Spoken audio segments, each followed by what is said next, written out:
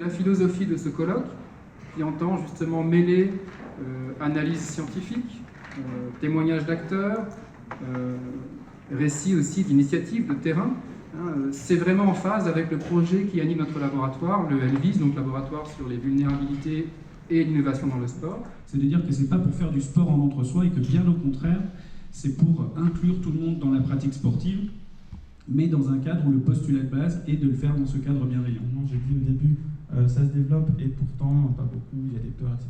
Et je me demande s'il ne faut pas inverser la phrase. C'est malgré ces peurs et ces conflits que ça se développe quand même beaucoup. Donc c'est plutôt une version positive. Ça vient du terrain en fait. On voit bien que ces associations, ce sont elles qui vont porter et qui vont apporter cette dynamique. Et ce que je trouve intéressant aujourd'hui, c'est que la plupart des communications qui vont être faites par des chercheurs qui produisent de la connaissance sont des jeunes. Comme s'il y avait eu un saut là, qui a pratiquement 20 ans, et puis tout d'un coup on revient, une fois qu'on a posé des questions il y a 20 ans ou 15 ans, on revient pour interroger justement ce qui se transforme. Donc notre travail il nous a amené à nous questionner selon 3 plans. Donc au niveau des attitudes et des représentations, donc des stapsiens et des stapsiennes vis-à-vis de l'homosexualité. La communication que je vais faire, elle est basée sur des travaux de thèse que j'ai réalisés à l'Université de Bretagne occidentale à Brest. Je vais vous relater un peu l'innovation qu'ils ont dans la prise en compte de tous et la recherche de mixité. On est en train de lister tous ces freins et on fait ça pour les femmes, pour toutes les populations discriminées. Quand on pense la question de l'utilisation des équipements publics, le sport aujourd'hui en France bénéficie d'une dérogation pour pouvoir discriminer les hommes et les femmes, organiser des séparations entre les hommes et les femmes dans le cadre de l'utilisation des équipements publics et des espaces publics. Contesting and contexting sport, and many people have asked us like, okay, what do you mean by contesting and contexting? It's kind of worthy thing to say even for the native English speakers. On est sur l'aérien, on est sur le spectaculaire, on est sur la technique, et pas simplement sur des femmes qui sont en attitude de garde, ou alors qui se congratulent à la fin d'une victoire ou d'une défaite. Mais tant qu'on ne peut pas, du point de vue de la connaissance, dire en tant que scientifique, voilà les données dont nous avons besoin pour répondre aux questions que vous nous posez. On ne se pose pas tous les questions de la même manière non plus, on n'est pas forcément d'accord sur tout, tu vois. Philippe m'en a parlé comme ça, entre deux portes, et j'ai dit, bah non, on va sauter sur l'opportunité.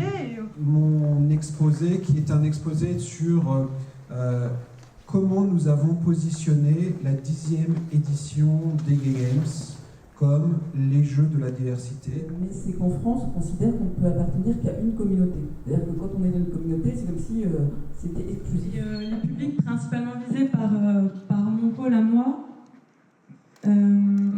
c'est les jeunes, les personnes en situation de handicap, les personnes âgées, les trans, les femmes, les personnes défavorisées, etc. Et en tout cas, voilà, il y avait beaucoup d'éléments qui étaient, on va dire, qui était innovant. Il n'y a pas de limite d'âge aux Gay Games.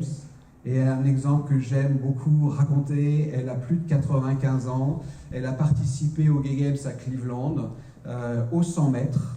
Elle a fait moins d'1 minute. C'est le record du monde de la discipline dans sa catégorie d'âge, 95-99 ans. Que l'éthique et les valeurs du sport devraient être le socle dans tous les projets de développement des ligues et des comités. Et que ça ne va pas en concurrence avec ce que peut proposer une fédération par rapport à une recherche de performance, mais ça doit devenir son socle. C'est à partir de là, à partir de ces valeurs-là, qu'on construit, qu'on va vers la performance. Voilà. Et ça amène à penser le niveau et le degré quand on réfléchit à la question du changement. Il y a des choses qui sont fondamentalement et qui ne peuvent se faire que par un changement radical. Ça va être très difficile de pouvoir intégrer des logiques d'égalité très fortes dans une structuration qui est inégalitaire.